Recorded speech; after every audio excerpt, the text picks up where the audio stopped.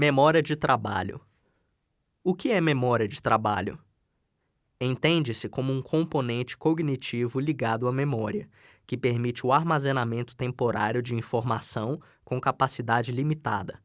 Ou seja, é um sistema que retém poucas informações processadas simultaneamente por alguns segundos.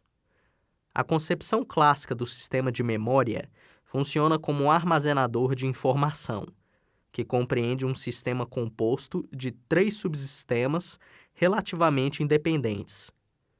Memória sensorial, que são os sentidos, tato, olfato, audição, visão e paladar.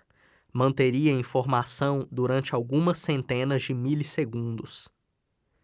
Memória de curto prazo, também conhecida como memória de trabalho, mantém as informações durante alguns segundos. Memória de longo prazo. Seria capaz de manter a informação por dias, meses, anos e até toda uma vida. As informações seriam transferidas da memória sensorial para a memória de curto prazo e desta para a memória de longo prazo, durante o processo de armazenamento. Estudos em torno deste modelo clássico procuram determinar as evidências de que a memória não é um sistema único, mas sim um composto de subsistemas, com o objetivo de determinar a capacidade e o tipo de codificação característicos de cada um desses subsistemas. Existiram vários modelos propostos abordando como a memória de trabalho funciona, tanto do ponto de vista anatômico quanto cognitivo. Neste trabalho, iremos abordar o conceito de Baddeley e Hitch. Conceito de Baddeley e Hitch. Em 1974, Baddeley e Hitch propuseram um modelo de 3 componentes de memória funcional. Ao longo dos anos, isso tem sido bem sucedido ao fornecer uma conta integrada não apenas de dados de adultos normais, mas também de dados neuropsicológicos, de desenvolvimento e de neuroimagem.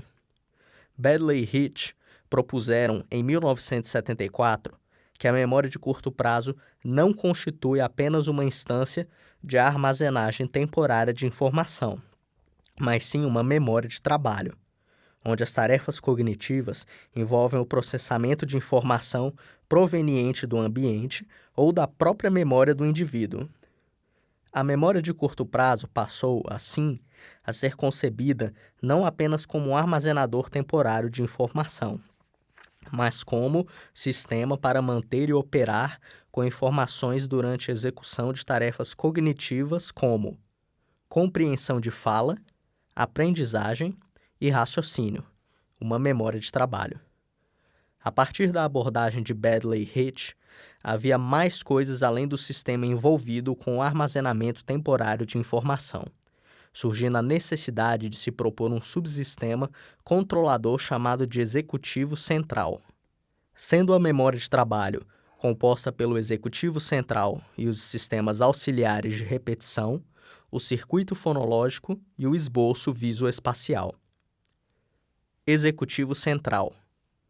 O executivo central é utilizado quando se lida com tarefas de maior demanda cognitiva e apresenta 4 funções principais: coordenar o desempenho em 2 tarefas ou operações, por exemplo, simultaneamente armazenar e processar a informação.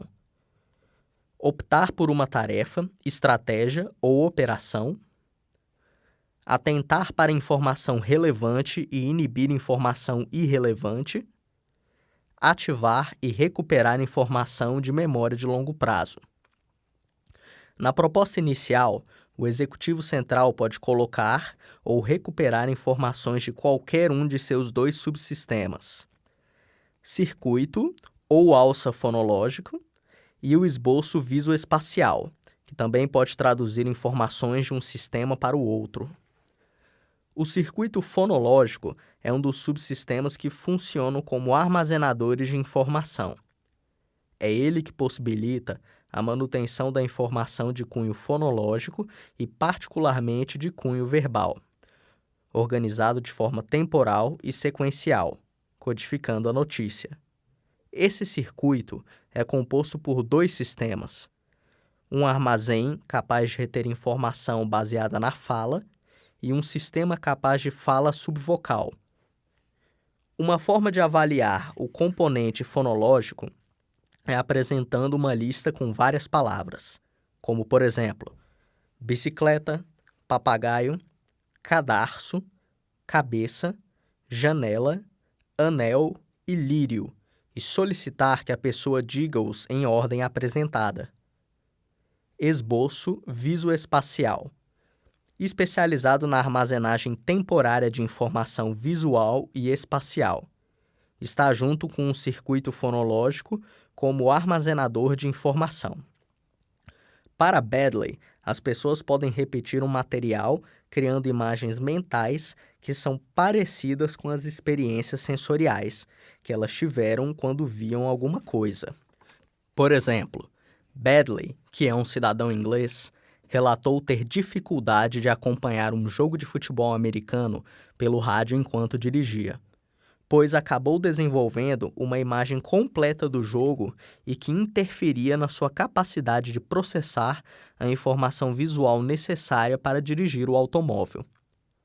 Posteriormente, foi proposto um terceiro subsistema que também tem função de armazenamento, buffer episódico.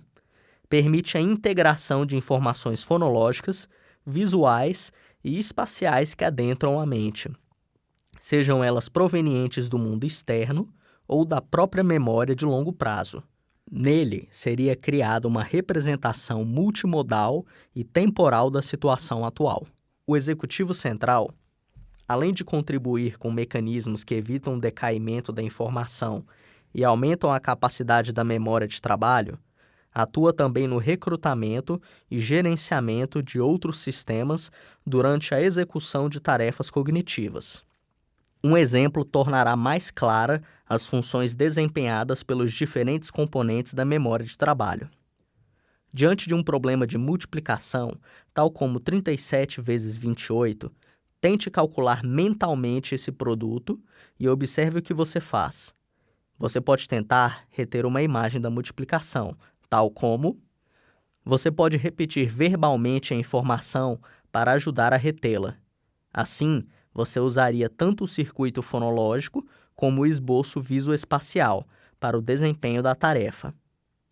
Mas você precisa lembrar que a sua tarefa é a multiplicação. Em que ponto você está na operação e o transporte temporário, como é o caso do 5 de 56. Toda essa informação é retida pelo executivo central e é usada para determinar o curso da solução de problema e o uso dos sistemas auxiliares.